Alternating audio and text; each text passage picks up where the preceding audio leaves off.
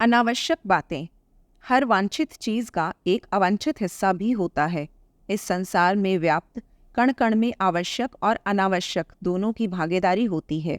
जब आप इस भाग में अनावश्यक बात की तरफ नहीं चाहिए इस उद्देश्य से ध्यान केंद्रित करते हैं, तब आकर्षण के नियमानुसार अनजाने में आप उस अनावश्यक बात को ही आकर्षित कर रहे होते हैं।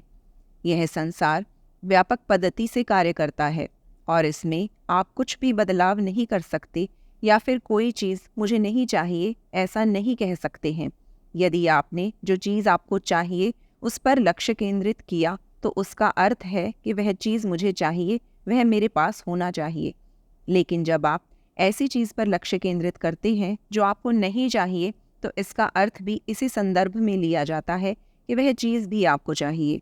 इस प्रक्रिया में जिस चीज़ पर ध्यान केंद्रित किया जाता है वह आपके पास आना निश्चित है, आप उसे टाल नहीं सकते हैं। आपके आसपास का परिसर आवश्यक और अनावश्यक ऐसी दोनों ही प्रकार की बातों से भरा हुआ होता है। आपको योग्य का चयन करना है, अपने योग्य चयन करके उसके संदर्भ की आपको आनंद लेने वाली कहानी चुननी है और वह कहानी स्वयं को सुनाने लगना है और वैसे ही लोग और परिस्थिति आपके पास होने लगेंगी। आवश्यक या अनावश्यक। कभी कभी आपको ऐसा लग सकता है कि आपने अपना ध्यान आपको जो चाहिए उस पर केंद्रित किया है, लेकिन परिस्थिति इसके विपरीत भी हो सकती है। आप कितना सकारात्मक होकर बात करते हैं या कितना हंसकर बात करते हैं, यह इस पर निर्भर नहीं करता है, बल्कि उस वाक्य को बोलते समय आपके अंदर किस प्रकार की भावना का निर्माण हो रहा है, यह सब उस पर निर्भर करता है। जब आप अपनी उस भावना के प्रति जागरूक रहते हैं, तभी आप सही मायनों में अपने स्पंदन के विषय में निश्चिंत हो सकते हैं। समस्या की जगह समाधान पर ध्यान केंद्रित करें। मौसम विभाग ने सूखा पड़ने का संकेत दिया था। टेक्सास शहर में अपने शहर में घूम रही एस्थर को भी आसपास की परिस्थिति के अनुसार इस बात का अंदाजा हो रहा था। आसपास का सूखा क्षेत्र और सूखी हुई घास परिस्थिति की भयावता को बयान कर रही थी। पक्षियों के पानी पीने के लिए रखे हुए बर्तन भी कुछ ही समय में दोबारा खाली हो रहे थे। हिरन पानी की खोज में इधर उधर दौड़ते नजर आ रहे थे। एस्थर को परिस्थिति की गंभीरता का अनुभव हुआ। वह क्षण भर रुकी और आसमान की तरफ देखते हुए बोली, इब्राहिम, हमें बारिश की सख्त आवश्यकता है। यह सुनते ही हम सब ने एक स्वर में कहा कि यह ठीक है, लेकिन क्या आपको सचमुच लगता है कि बारिश होगी? मैंने कुछ गलत मांग लिया क्या? उन्होंने हमसे ही प्रति प्रश्न किया। हमने भी उनसे प्रति प्रश्न किया कि आप ऐसी मांग क्यों कर रही हैं? एस्थर ने कहा कि हमें बारिश चाहिए क्योंकि उससे पूरा वातावरण बदल जाता है। प्राणियों और पेड़ पौधों को पर्याप्त पानी मिल जाता है, उससे पूरा परिसर मोहक हो जाता है, चारों ओर चैतन्य का वातावरण निर्मित हो जाता है। यह सुनते ही हम सब भी एक स्वर में बोल उठे कि अब आप सही अर्थों में बरसात को आकर्षित कर रही हैं।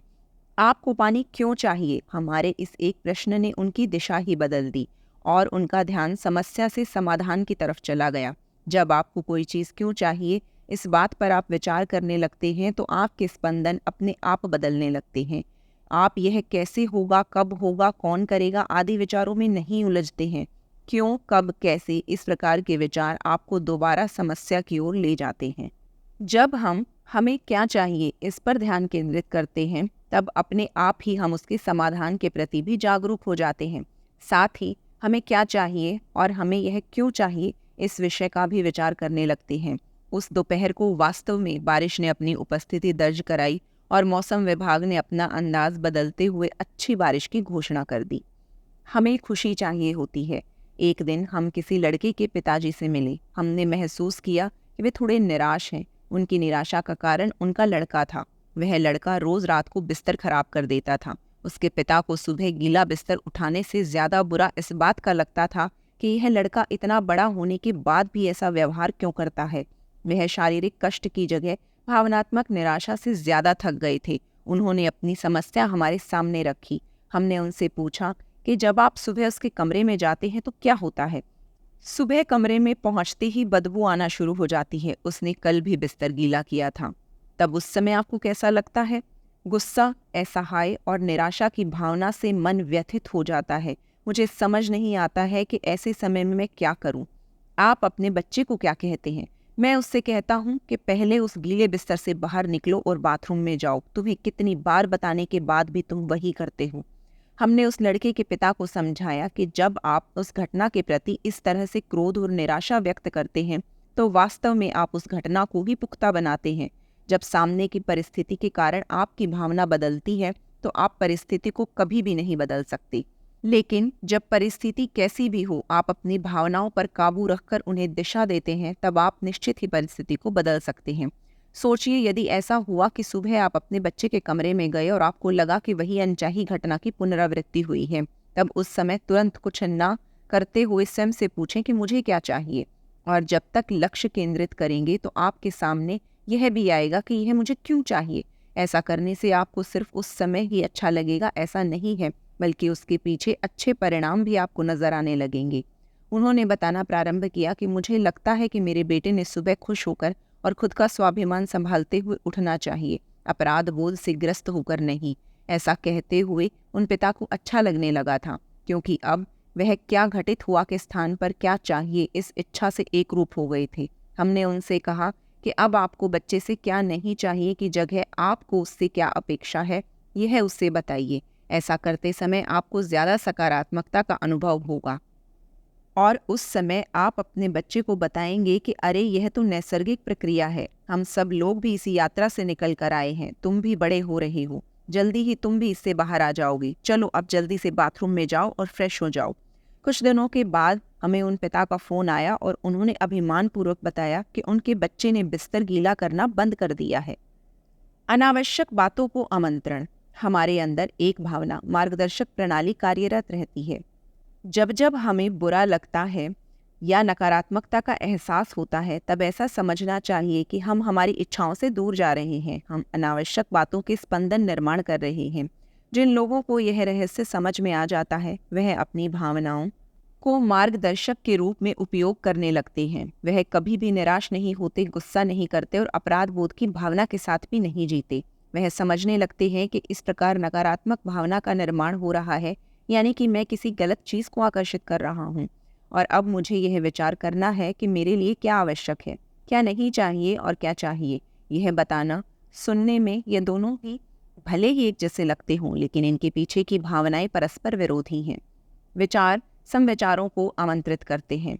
जब आप कोई विचार करते हैं, भले ही यह वर्तमान परिस्थितियों से उत्पन्न हुआ हो या भूतकाल हो या फिर भविष्यकाल की कल्पना से उत्पन्न हुआ हो, उस विचार के कारण उसी प्रकार के अन्य विचार आकर्षित होते हैं और यह विचार आपके अभी के विचार से कहीं अधिक शक्तिशाली होते हैं। एस्थर ने इसे बहुत अच्छी उपमा दी है। वह कहती है कि समुद्र में जहाज को किनारे बांध कर रखने के लिए जिस प्रणाली का उपयोग होता है वही प्रणाली यहाँ भी अमल में लाई जाती है। जहाज को किनारे तक खींचने के लिए बहुत मोटे और मजबूत रस्सों का इस्तेमाल होता है। वास्तव में इतने मोटे रस्सों को खींचना असंभव होता है, इसीलिए पहले छोटी रस्सी उससे बड़े रस्सों में अटकाई जाती है, जिसका बॉल थोड़े बड़े रस्से को अवश्य ही खींच सकता है। इस प्रकार थोड़ा बड़ा करते करते अति विशाल जहाज को खींचना संभव हो जाता है। हमारे आसपास होने वाली घटनाएं और नकारात्मकता के प्रति हमारा नजरिया निश्चित रूप से हमें नकारात्मक चीज़ों की ओर आसानी से आकर्षित कर देता है। कभी कोई पुरानी याद, फिर कोई घटना निश्चित ही आपको नकारात्मक विचार और नकारात्मक स्पंदन पैदा करने के लिए मजबूर करती है। आइए समझते हैं ऐसा कैसे हो रहा है ताकि हमारे लिए इससे बाहर आना संभव हो सके।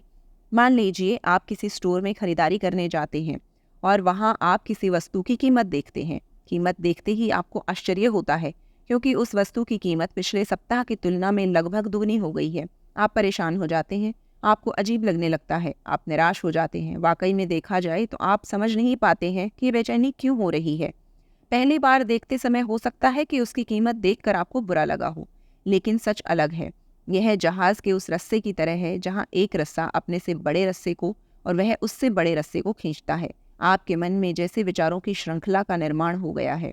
जैसे ही आपने उस वस्तु की कीमत देखी, आपके मन में एक के बाद एक आगे के विचार आने लगे, जैसे अरे बाप रे, पिछली बार की तुलना में इस वस्तु की कीमत कितनी ज्यादा है, बेमतलब ही इसकी कीमत बढ़ा दी है, बाजार में सभी लोग लालची हो गए हैं, परिस्थिति हाथ से निकल गई है, क्या पता यह सब कब बंद होगा, ऐसा कब तक चलेगा। मुझे तो लगता है कि देश की आर्थिक परिस्थिति ही संकट में है। इस महंगाई से बाहर निकलना हमारे बस में नहीं है।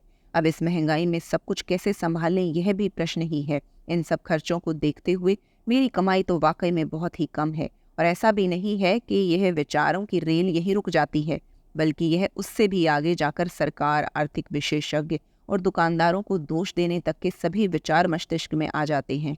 परिणाम स्वरूप आप इनसे इतने एकरूप हो जाते हैं कि इनके स्पंदनों का आपके जीवन पर असर होने लगता है। किंतु यदि इन परिस्थितियों में आप सावधान रहें तो इन विचारों में ना बहकर आप अपने विचारों को दिशा दे सकते हैं। आप यह सुनिश्चित कर सकते हैं कि मुझे इन नकारात्मक भावनाओं में फंसने के स्थान पर दूसरे विचारों को आमंत्रित करना है। आज इस प्रकार विचार कर सकते हैं कि यद्यपि इस वस्तु की कीमत पिछले हफ्ते के मुकाबले बढ़ी हुई है, लेकिन इसके साथ ही कई अन्य वस्तुओं की कीमत कम भी हुई है। कुछ वस्तुएं तो उसी या उससे भी कम कीमत पर मिल रही हैं। इस बात की तरफ तो मेरा ध्यान ही नहीं गया। कीमतें तो कम ज़्यादा होंगी ही, यही तो मांग और उपलब्धता के बीच का खेल है। लेकिन मुझे चिंता नहीं है, क्योंकि मैं इन छोटे बड़े उतार चढ़ावों को आसानी से सहन कर सकता हूँ। हो सकता है कीमतें कम ज़्यादा होने के कारण कुछ अन्य वस्तुओं की तरफ भी मेरी नज़र जाए और मुझे कुछ और वस्तुओं को देखने पर लाभ भी मिल सके। एक बार यदि आपने निश्चित कर लिया कि मुझे सिर्फ और सिर्फ अच्छी भावनाएं ही पैदा करनी हैं, तो फिर अपने आप ही आप उस दिशा में विचार करने लगेंगी। और एक बार यदि इसकी आदत हो गई तो यह आपको आसान और आनंददायक लगने लगता है। आपके प्रत्येक विचार में आकर्षण की शक्ति होती है, लेकिन हमारा अधिकांश ध्यान और समय आवश्यक या अनावश्यक, होगा कि नहीं होगा, सही या गलत, इस दुविधा युक्त मनस्थिति के विचारों में चला जाता है। परिणाम स्वरूप हमें सकारात्मक विचारों का पूर्ण लाभ प्राप्त नहीं हो पाता है।